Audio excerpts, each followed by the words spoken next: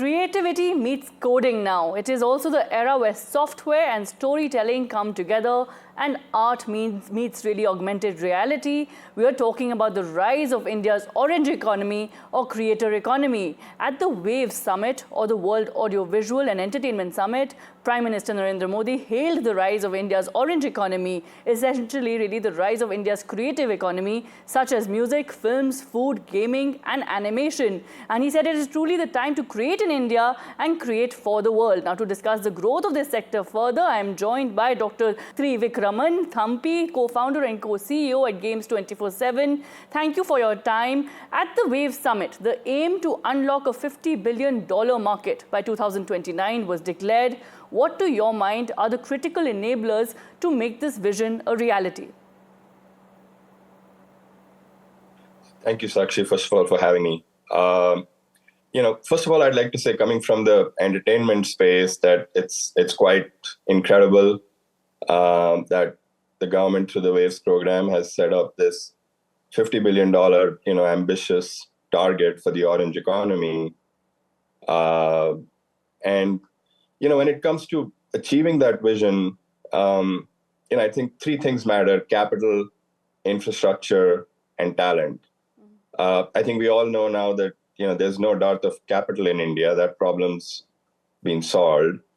When it comes to infrastructure for the orange economy, again, I don't think that's a challenge anymore when it comes to India. So really the challenge is on the talent side. And when I say that, I don't mean that we don't have creative talent in India. I think there's a ton of creative talent. I think the challenge is on converting or taking that raw creative talent and turning it into successful businesses and enterprise value. It's just ironic that there's no dearth of capital in India, but when it comes to guidance and mentorship for creative talent or talent in general, to turn ideas from concepts into successful execution, that's definitely a gap. And broadly, that's the reason we started our Techspedite program, which is an accelerator program. It's been super successful. Over 350 applications this year.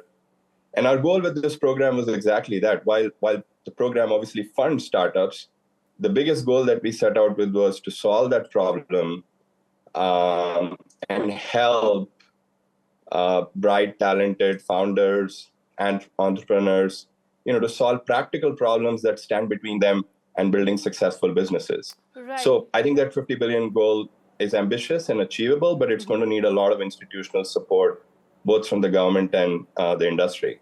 Right. You mentioned the talent gap. Then what really are the skill sets that India's youth interested in the orange economy or the creative economy must focus on, and how can they really ensure sustainable employment in the sector? I think particularly in the, I think what I can talk about more is the gaming industry, which I know a lot more about, coming from the games industry. And, the challenge right now is on monetization. So you have a lot of very talented developers and studios. They're building some really cool games. I don't think there's any doubt of that. The problem is, and has been for a while now, is on how to monetize users on the games that are being built in India right now. It's not surprising. I think we've seen that challenge in another space as well. If you go back 20, 30 years, you could not imagine the amount of content that is being streamed today to entertain people. Like that kind of content did not exist, and nobody could imagine that. I mean, I don't think the word streaming existed then. But technology has solved that monetization problem through OTT platforms. So when it comes particularly to gaming in India, I think the talent is there. As I said, the core raw talent is there. The audience is there. What's missing, the gap, as I talked about, is how to turn some of that content into successful businesses. And that goes to, a lot of problems there. Like, part of it is recognizing the right audience. What's your right marketing approach? What's your product design? What technology are you using? How are you leveraging AI? It really starts to get into the details, but that's where I think the entrepreneur community, the talent pool, really needs guidance and mentorship right now.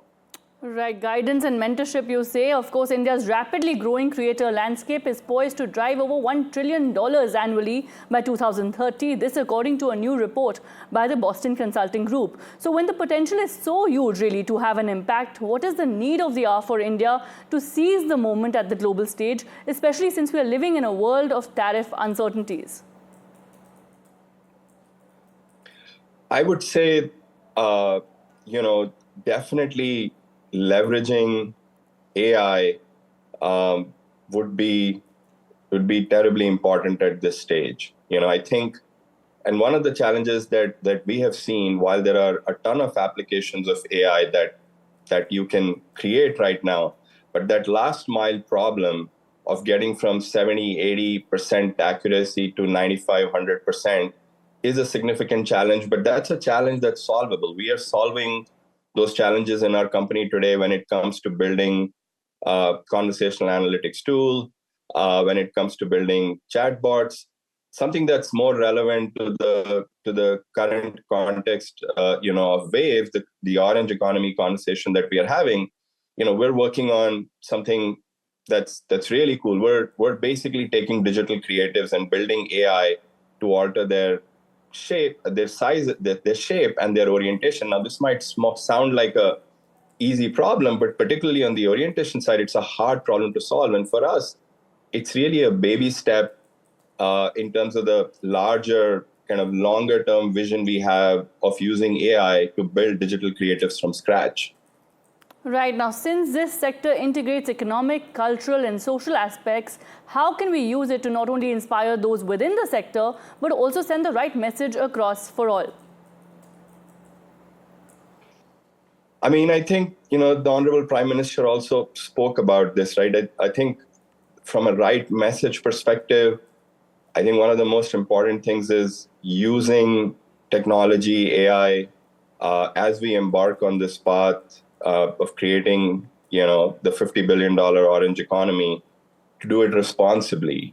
I think, again, as we use AI, as we leverage AI to build solutions, we know about standard problems that exist in AI systems. We know about, we've heard of many stories about AI systems throwing out responses or throwing out solutions that may not be sensitive or that may not be sending people in the right direction. So I think that's definitely an area where, as again I said, the Honorable Prime Minister said, we're going to have to think hard about, which is how to use these systems responsibly while obviously trying to achieve the ambitious goals that have been set out. Right, right. Thank you so much for this insightful interaction and for your time. Thank you.